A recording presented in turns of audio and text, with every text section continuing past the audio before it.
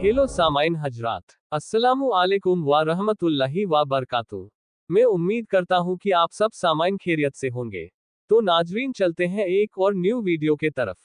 आगाज़े वही का इब्ने अब्बास रजी से ही रिवायत है, उन्होंने फरमाया कि अबू सुफियान बिन हर्ब रजी ने इनसे बयान किया कि रूम के बादशाह हिरक्ल ने अबू सुफियान को कुरैश की एक जमात समेत बुलवाया।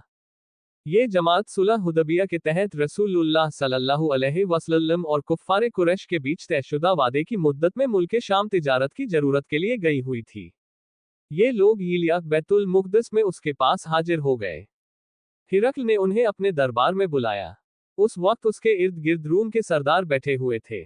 फिर उसने उनको और अपने तर्जुमान मतलब बताने वाले को बुलाकर कहा कि वह आदमी जो अपने आप को नबी समझता है, तुम में से कौन उसका करीबी रिश्तेदार है? अबू सुफियान ने कहा, मैं उसका सबसे ज्यादा करीबी रिश्तेदार हूँ। तब हिरक्ल ने कहा, इसे मेरे करीब कर दो और इसके साथियों को भी करीब करके इसके पास बिठाओ। उसके बाद हिरक्ल ने अपने तर्जुमान से कहा, इनसे कहो कि मैं इस आदमी से उस आदमी। आगाज़े वही का बयान। नबी सल्लल्लाहु अलैहि वसल्लम के मुताल्लिक सवालात करूंगा, अगर यह गलत बयानी करे तो तुम लोग इसको झूठला देना। अबू सुफियान रजी कहते हैं कि अल्लाह की कसम, अगर झूठ बोलने की बदनामी का डर नहीं होता तो मैं मोहम्मद सल्लल्लाहु अलैहि वसल्लम के बारे में जरूर झूठ बोलता। अबू सुफियान रजी कहते हैं कि इसके बाद पहला सवाल जो हिरकल ने मुझसे आपके बारे में किया, वह यह था कि तुम लोगों में उसका खानदान कैसा है।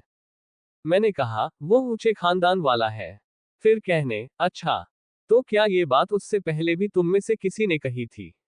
मैंने कहा, नहीं। कहने लगा, अच्छा, उसके खानदान में से कोई बादशाह गुजरा है?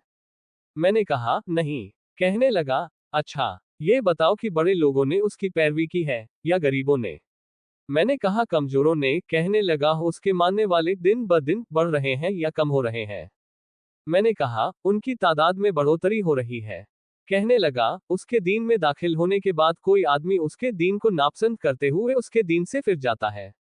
मैंने कहा, नहीं। कहने लगा, उसने जो बात कही है, क्या उस दावा ए नबूवत से पहले तुम लोग उसको झूठा कहा करते थे? मैंने कहा, नहीं। कहने लगा, क्या वह धोखा देता है? मैंने कहा, नहीं। अलबत्ता हम लोग इस वक्त उसके साथ सुलह राजीनामे की एक मुद्दत गुजार रहे हैं, मालूम नहीं इसमें वह क्या करेगा। अबू सुफियान कहते हैं कि इस जुमले के सिवा मुझे और कहीं अपनी तरफ से बात दाखिल करने का मौका नहीं मिला। कहने लगा, क्या तुम लोगों ने उससे जंग लड़ी है? मैंने कहा, जी हाँ। उसने कहा, फिर तुम्हारी और उसकी जंग कैसी रही? मैंने कहा, जंग में हम दोनों के बीच बराबर की चोट है, कभी वह हमें नुकसान पहुंचा लेता है और कभी हम उसे नुकसान से दो चार कर देते हैं।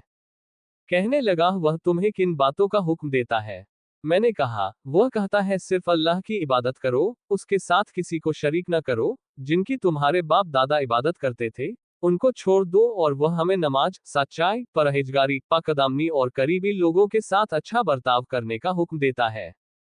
उसके बाद हिरकल ने अपने तर्जुमान से कहा, तो सामाइन हजरात, मैं उम्मीद करता हूं कि आप सभी को इस वीडियो से कुछ सीखने को मिला है। तो सामाइन हजरात, इस पर आप लोग अमल करें और हमारे चैनल को लाइक करें, सब्सक्राइब और बेल आइकन को जरूर दबाएं, ताकि आप लोगों के पास सबसे पहले वीडियो पहुंचे। तो नाज़रीन, आप लोग अपना और अपने परिवार का ख्याल रखें। खुदा हाफिज।